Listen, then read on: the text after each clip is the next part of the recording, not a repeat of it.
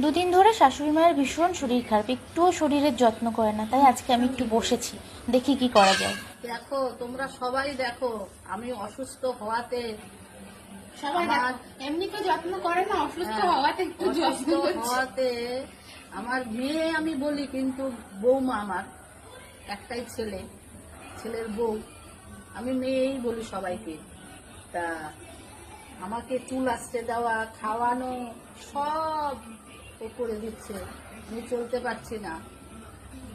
কত প্রশংসা করছে, আমি কিন্তু একদম ওপরে উঠে যাচ্ছি। না, উপরে ওঠা না, এটা এটা সব মেয়েদের করা উচিত। বিয়ের পরে সব শাশুড়িরা অসুস্থ হলে পরে বৌমাদের একটু করা উচিত। স্নান সেরে পুজো দিয়ে চলে আসলাম মাকে খাওয়াতে, মানে শাশুড়ি মাকে খাইয়ে তারপরে ছেলেকে খাওয়াবো। এখনও টাইম হয়নি, ছেলে একটার সময় খাবে, তারপরে আমরা খাবো। তো মেয়ে হয়ে মা বাবাকে যদি যত্ন করে রাখতে পারি